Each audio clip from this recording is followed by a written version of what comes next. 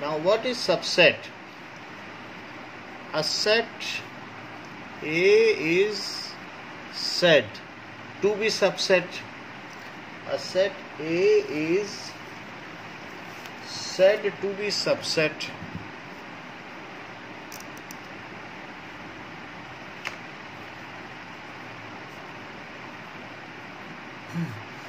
of set B if every element of A is also in an element of B.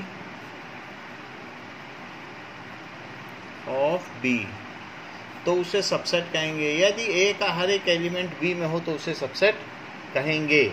या ये भी कहा जा सकता है if every element of A is contained in B। ये भी कहा जा सकता है if every element of set A is contained in B, then A is subset of B। इसकी मैथमेटिकल फॉर्म क्या है कि A is subset of B implies that, इसका मतलब है implies that A belongs to A। यहाँ पर लिखिए A is said to be subset of B if, ये तब होगा, ये कब होगा, if A belongs to A implies that, इससे imply होता हो that A belongs to B। समझ में आ गई बात? So अगर ये imply करता है कि A का है तो A B का भी होगा, उससे ये इम्प्लाई हो जाता हो तो ये मान लिया जाएगा कि A B का सबसेट है। तो मैथमेटिकल फॉर्म भी समझ लीजिए और ऊपर से भी समझ लीजिए। नाउ एक और चीज, if A is subset of B and B is subset of A, this implies that A is equals to B and implied by also। यानी ये हो तो ये सही है और ये हो तो ये सही है। ये होता है implies that and implied by, implies that and implied by। या ये कह सकते हैं इफ एंड ओनली इफ। तो अगर मान लीजिए कि आपके पापा आपसे कहें कि अगर तुम एग्ज़ाम में पास होगी तो तुम्हें चॉकलेट मिलेगी, तो अगर तुम्हें चॉकलेट मिल गई है तो इसका क्या ये मतलब है कि तुम एग्ज़ाम में पास हो गई हो? नो, इसका ये मतलब बिल्कुल नहीं है कि तुम एग्ज़ाम में पास हो गई हो। So, if you pass in exam, then I will give you a chocolate. Then I will give you a chocolate। इसका मतलब है if और then, इसका मतलब है you pass in exam implies, if छोड़ दो, you pass in exam implies you will get chocolate, that means you get chocolate। लेकिन इसका ये बिल्कुल भी मतलब नहीं है कि वो तुम्हें और किसी अच्छे काम को करने पर चॉकलेट नहीं देंगे। यानी अगर मान लीजिए कहीं पर ये हो कि जैसे बच्चा पैदा हुआ तो वहाँ ढोल नताशे बजते हैं बाहर, तो अगर ढोल नताशे वहाँ बज रहे हैं तो इसका यही मतलब है कि क्या बच्चा ही पैदा हुआ है कि और भी कुछ चीज़ हो सकती है, किसी की शादी भी हो सकती है। So if baby get born then there is drum beat And if there is drumbeat, does it mean that there is only a baby born and there is no other reason? So if you are getting chocolate, does it mean reverse? Is it can be taken as a reverse way that you have passed the exam? You might have came first in some sports or won some prize or have done some good thing with a for in favor of poor. कोई और अच्छा काम किया होगा जिसके लिए chocolate मिली है. तो उल्टा ये सत्य नहीं है. यानी यहाँ पर अगर पापा ये कहते कि you will get chocolate if and only if you pass the exam. तुम यदि एग्ज़ाम पास करोगी तभी और तभी तुम्हें चॉकलेट मिलेगी. तो तुम चाहे दुनिया जीत के ले आओ, तुमको चॉकलेट नहीं मिलने वाली. तुम्हें एग्ज़ाम ही पास करना पड़ेगा. तो if and only condition if वाली तब होती है कि you get A chocolate, you have pass the exam, you pass the exam, you got a chocolate. बात समझ में आ गई? इसको कहते हैं बोथ वे इम्प्लीकेशन. यानी कि इसके होने पर ये होगा और इसके होने पर ये होगा. इसको कहते हैं both way implication. Both way implication क्या है कि अगर टू सेट्स इक्वल हैं तो one is subset of other and other is subset of first. और अगर ऐसा हो तो उससे ये इम्प्लाई होता है और अगर ऐसा हो तो उससे ये इम्प्लाई होता है. इसे बोथ वे इम्प्लीकेशन कहते हैं. जबकि यहाँ पर क्या है, this is one way implication. ये होगा, ये चीज इतनी अगर होगी, so if this then this, if this then, क्योंकि अगर इफ इसके साथ लगा तो देन इम्प्लाइड है. दिस मतलब ये होता हो तो ये हो जाएगा. सो इसको कहेंगे वन वे इम्प्लीकेशन. ओके. सो जरा देखें कि अब हम कुछ और चीजें देखें. ये जो चीज कही जाती है कि ये, इसका नाम क्या है? इसको कहते हैं इफ. इसमें एक एफ और ज्यादा लगता है. सो इफ का क्या मतलब है?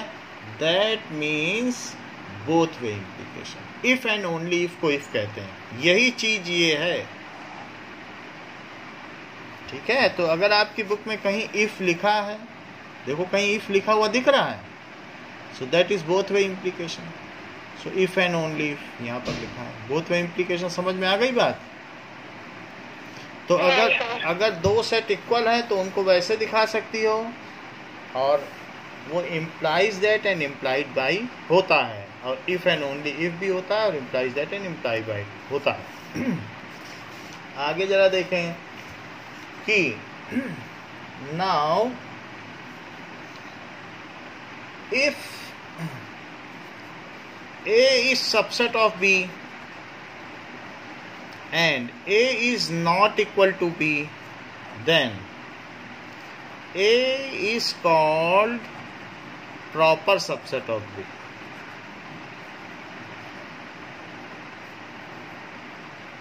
तो उसे प्रॉपर सबसेट कहेंगे. And B is called superset of A.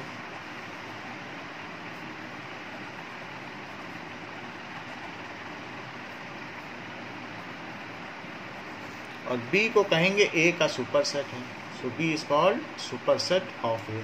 Now if A is subset of B and A is equals to B, subset है और इक्वल भी है, then A is improper subset. क्योंकि इक्वल है फिर सबसेट कहना ठीक नहीं है, इसलिए इम्प्रॉपर सबसेट कहा जाएगा. Improper subset of B. और ऐसे केस में फिर B सुपरसेट नहीं बन पाएगा क्योंकि दोनों इक्वल ही हैं. तो किसी को सुपरसेट कहना ठीक नहीं है कि वो उससे बड़ा है, सुपीरियर है. सो दोनों इक्वल ही हैं. Now we will see subset of set of real numbers.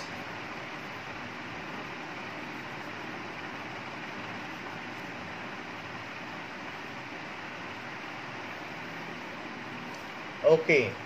Now ये चीजें हमने पहले भी देख ली हैं कि n is subset of z, फिर z is subset of q quotient number, q is subset of r, and T को एस भी कहते हैं, सर्ट्स भी कहते हैं और टी भी कहते हैं, that is irrational number, that is subset of R real number का हो गया, and N is not the subset of T. अच्छा, ये जो नंबर्स हैं कोई भी जो रियल नंबर के फ्लो चार्ट में आते हैं उनको बोल्ड से दिखाएंगे, they will be written in bold ऐसे। तो ये चीज़ का खास ध्यान रखना, नेचुरल नंबर है तो बोल्ड से। कहीं पर भी हमने पहले भी सेट बिल्डर फॉर्म में ये बात आपको नहीं बताई है, but it is to be always kept in mind, और आप अपने बुक में कहीं भी देख लें, these are in bold letters. अब देखो, intervals as subset of are,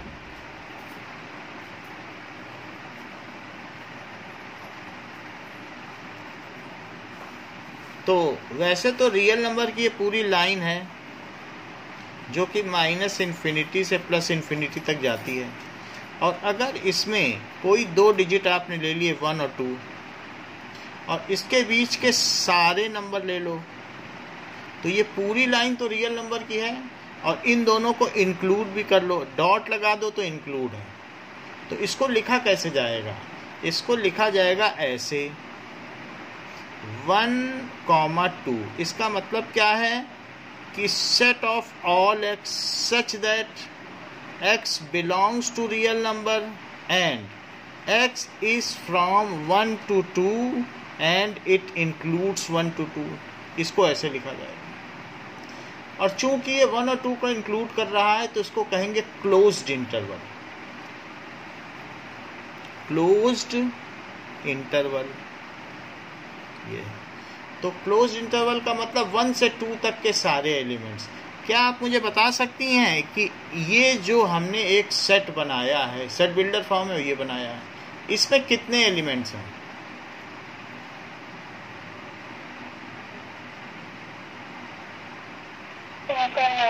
infinite elements हैं। सो इस तरीके से किया जा सकता है। सो ये पहला एक्सप्रेशन है कि अगर ए बी दिया जाए ऐसे, सो नाउ ए बी दिया गया है तो उसको हम ऐसे शो कर सकते हैं। रियल नंबर भी लिखना चाहिए, इन्होंने लिखा नहीं है, बट हमने लिख दिया है, that I have clarified. Now next is like, अब अगर ऐसा हो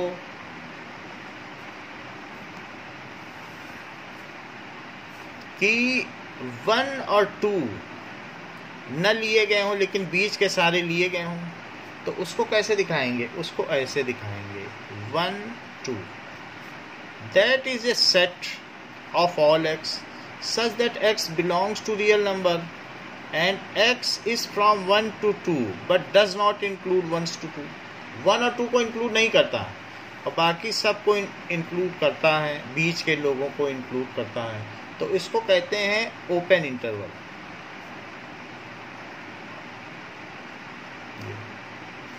तो अगर मान लीजिए हमारे पास 1 2 है और मैं उसमें से 1 और 2 माइनस कर दूं, तो क्या 1 और 2 बचेगा कि नहीं बचेगा?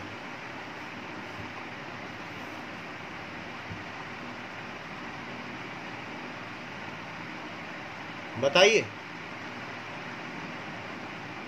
इसमें कितने एलिमेंट हैं?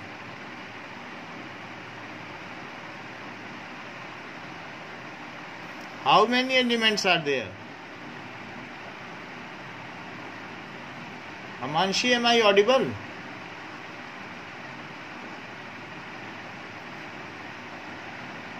Okay.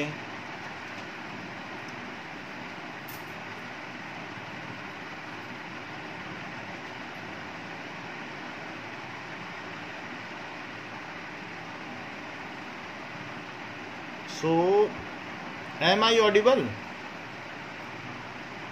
Yes, sir. तो मान लो अगर ऐसा कर दिया जाए तो इसमें कितने एलिमेंट हैं?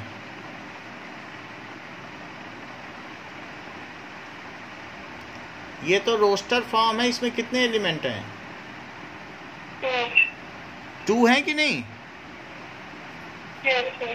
और इसमें इनफाइनाइट है। अगर इनफाइनाइट में से मैंने टर्मिनल एलिमेंट हटा दिए तो क्या बीच के बच जाएंगे? Yes, sir. तो ये भी चीज़ आप ध्यान रखिए कि अगर मैं किसी क्लोज्ड इंटरवल में से उसके टर्मिनल एटम हटा दूं तो ये चीज़ आ जाए। सो ये ओपन इंटरवल की बात कही गई। अब ऐसा भी हो सकता है, एक मान लीजिए मैंने 1 को इंक्लूड कर दिया और 2 को एक्सक्लूड कर दिया, तो 1 की ओर तो ये रहेगा लेकिन 2 की ओर ऐसा रहेगा। So it is called semi open interval. So it is a set of all x that x belongs to R and x includes 1 but it excludes 2। ये इसको कहते हैं सेमी ओपन इंटरवल, आधा ओपन, या इसे ये भी कहते हैं कि सेमी क्लोज्ड इंटरवल, ये भी कहते हैं, कुछ भी कह लें आप। So this is like this.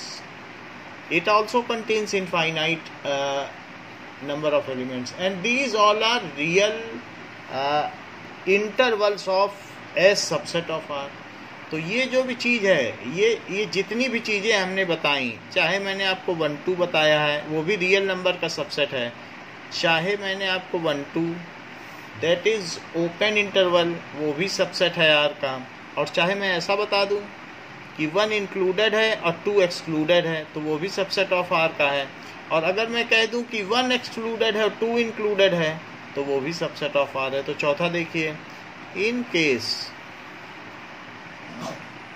मान लीजिए यहाँ पर ये 1 एक्सक्लूडेड है और 2 इंक्लूडेड है, सो 1 और 2, so that is 1 2 is a set of all x such that x belongs to R and x is greater than 1 and less than equal to 2। That is again a semi open interval और semi closed interval। यहाँ पर भी वही बात है। तो ये semi open interval या फिर semi closed interval ऐसा कहा जा सकता है।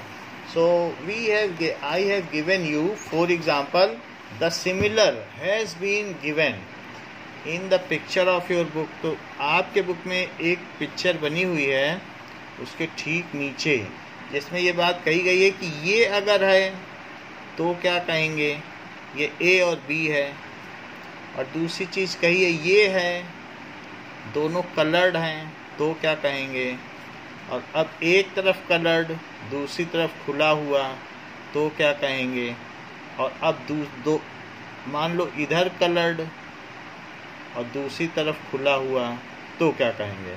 तो इसको कहेंगे ए बी और इसको कहेंगे ए बी एंड इसको कहेंगे ए बी और इसको कहेंगे, ये दोनों एक ही ले लिए, इसको ठीक करो। तो यहाँ खुला और यहाँ कलर्ड, सो इसको कहेंगे A B. So these are the real number intervals, जैसा कि आपकी बुक में शो किया गया है। अब देखो, तो इस तरीके से आपके में क्वेश्चन दिया गया है, that is question number 6 and 7। तो एक्सरसाइज का क्वेश्चन नंबर 6 देखो। तो 6th क्वेश्चन में जो फर्स्ट है, फर्स्ट को हम कैसे लिखेंगे, ऐसा दिया गया है कि -4 और 6 तो इनके बीच में है, तो एक तरफ तो हमें पैरेंथेसिस लगानी है और एक तरफ ब्रैकेट लगाना है। तो क्या लिख दें बताइए इस चीज़ को, पहले वाले को। पैरेंथेसिस किधर लगाएं, ब्रैकेट किधर लगाएं। ये पैरेंथेसिस कहलाती है, ये ब्रैकेट कहलाता है। बोलो क्या ये लिखना ठीक रहेगा?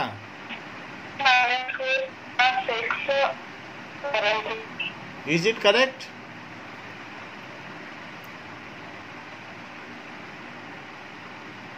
Amanshi, is it correct?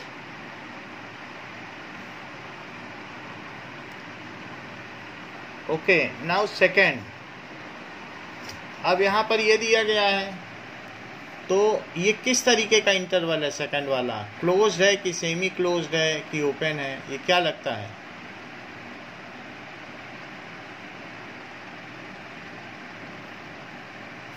So which kind of interval is it?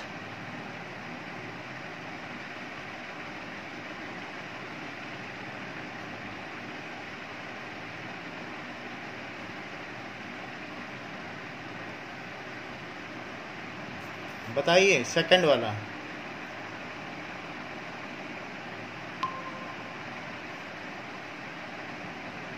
Second में आपको क्या लगता है, ये क्लोज्ड है कि सेमी क्लोज्ड है कि ओपन है?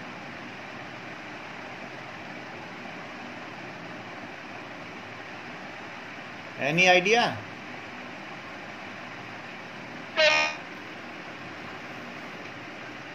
दैट इज, तो यहाँ पर हम देख रहे हैं -12 और -10 एक्सक्लूडेड है। सो इन दोनों को -12 और -10 ऐसे लिख दिया।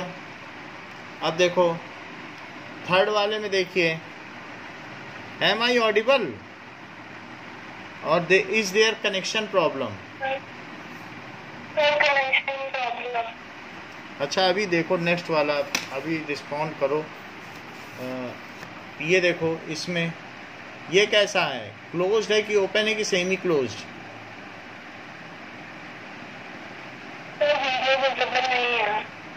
विजिबल नहीं है, तो ओके।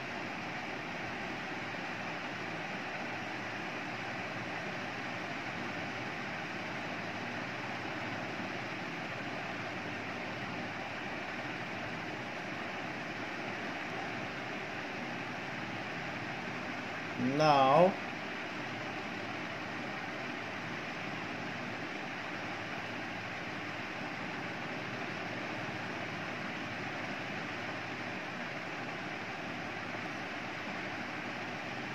अभी कुछ विजिबल हुआ?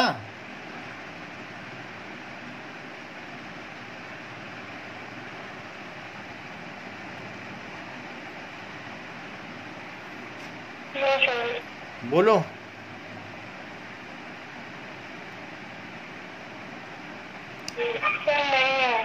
नहीं है तो अपनी तरफ से लेफ्ट करो।